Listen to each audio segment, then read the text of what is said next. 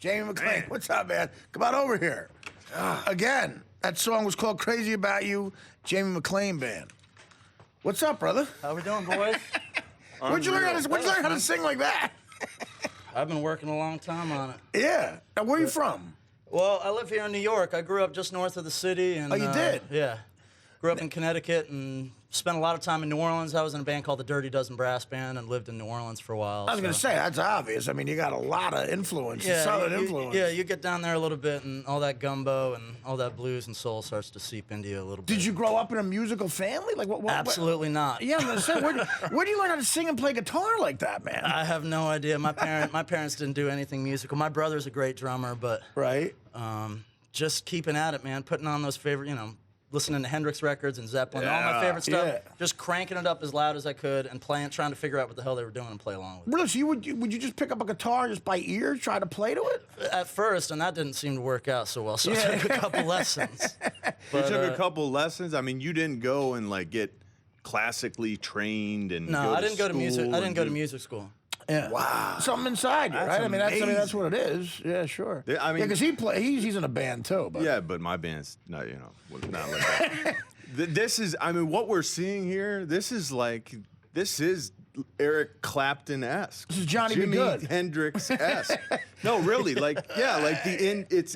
it's amazing music. Right. I mean, that agree. is perfect music. They're spot on. They're amazing. I saw you digging. Musicians. I saw you. No, it is. It really makes you figure the blues like that is just. Yeah, I don't know. It really is. That's the great irony of the blues. It makes you feel better.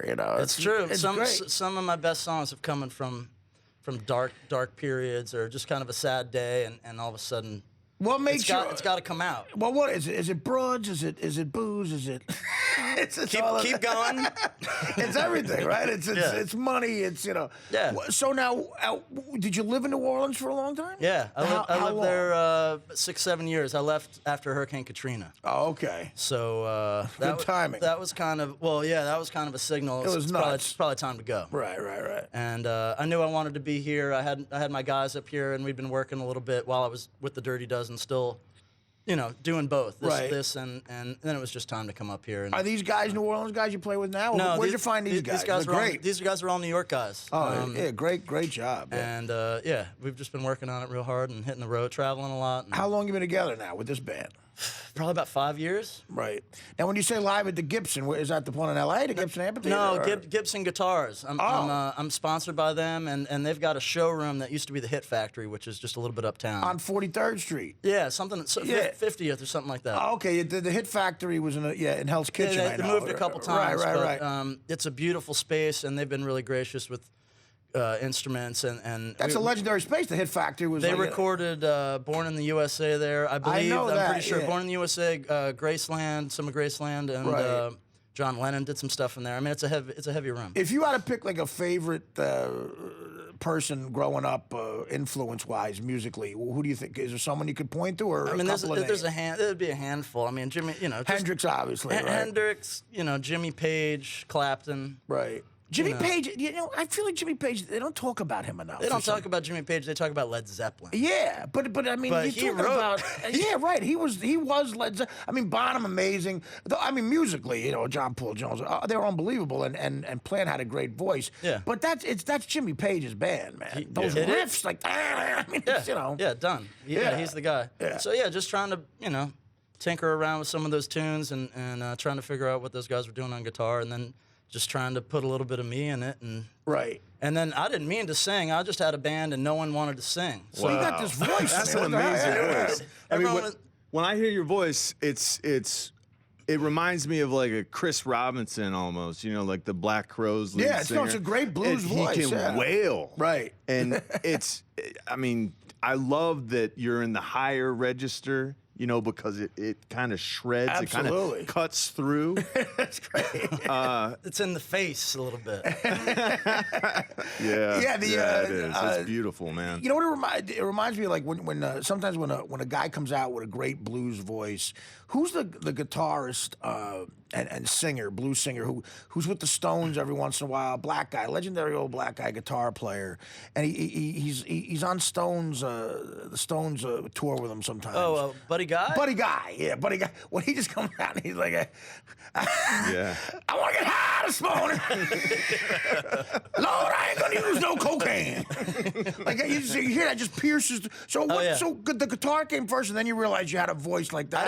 I didn't know I had. I mean, literally, we had a band, and we're playing these Zeppelin tunes, and we're looking around, and all right, who's singing. Right. And everyone refused. Yeah. We held auditions, called all of my friends. No one could really do it. And then it was like, You'll give it a shot. all right. Right. And then, I was probably terrible. And then, Did that help your write? Did that help your writing when you were singing the stuff? Like, did that help you write lyrics? yeah, for sure. It did, right? Yeah. I mean, having that combination of playing and singing that's a whole package. You're writing a whole song. I don't know anything about music. I know I'm an enormous fan of it. I just don't know. Like, I watch these I just saw a documentary about the Rolling Stones. They talk about how Keith Richards would write the music, then Jagger would write the lyrics, and they put it all together. I'm like, okay, that sounds simple, but how does that make Jumpin' Jack Flash? How does that happen? Yeah. How does it come out of you? Those guys, too, in the beginning, I know they literally had to lock them in a kitchen or something and say, write an original song. Right, and because they were a cover band in the beginning, yeah. Totally. Right. For me, there's a great book called Songwriters on Songwriting. It's about this big. Dylan, you name it, just talking about, and no one has a clue how to do it. No, it just comes to you. Yeah. I mean, that's the best possible explanation. We don't know. It just happens. You gotta, I mean, you it's gotta hard. be in the right. You gotta be in the right zone and run with it. Right. Well, anyway, unbelievable job, man. Please come back anytime you want. Jamie, is it the Jamie Mclean Band? Is that what you call it? Yeah, we're the Jamie McClain Band. I just want to say that when they played their first song, I've Been Low. Yeah. My ankles were sore from my feet tapping. Right. I was so into that song. I mean, both songs were great job. It was the best live show I've seen. That I can remember. I've seen a lot of live shows. Hearing you guys do Midnight Rider was great. You love the Almonds. Right? Yeah, we heard you like the Almonds. So I love the Almonds. I was waiting for you to play some tambourine, man.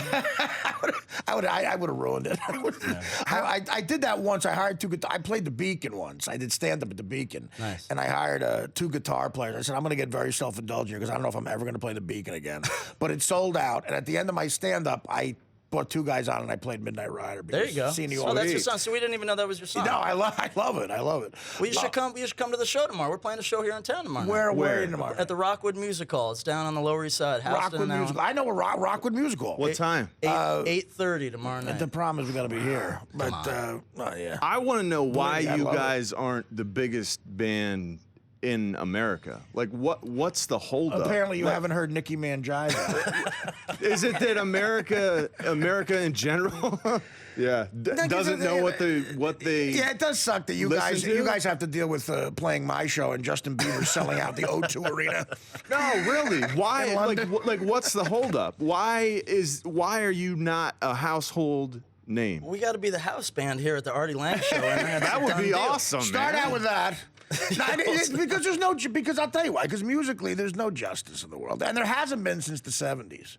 The '70s was the greatest time for Zeppelin. That's when they got big, and musically and in movies, art, everything, and then everything. MTV came around and everything went to crap. You had to be MTV came around. You had to be cute. You had to be choreographed right. Yeah. You can imagine like some guys never did it. I just love that I never saw a real like Neil Young acting in a video. I love Bruce Springsteen more than anything in the world, but watch the I'm on Fire video, and that just shows you what's wrong. He's acting, But that's it. There's no justice. But look, you guys are touring and your music's out there. That's the greatest thing. Yeah. And we appreciate it. That's the big thing. We appreciate it. Jamie Mclean Band. The album is Jamie Mclean Band live at Gibson. And how can we find you on the internet? JamieMcleanBand.com. Okay, and so the gig is tomorrow night. Anything else you want to plug, gig-wise, or coming up? We'll be there. We'll be in Philadelphia Saturday night. We're doing a little Northeast run now. We're going to be in Europe over the summer, and we're putting out, actually the Live at Gibson CD. We filmed the whole thing for a DVD. This right here. Yeah. Okay, there it is. Okay. So that's the new record. It's live, and that's the CD. The full video DVD is going to come out this summer or fall.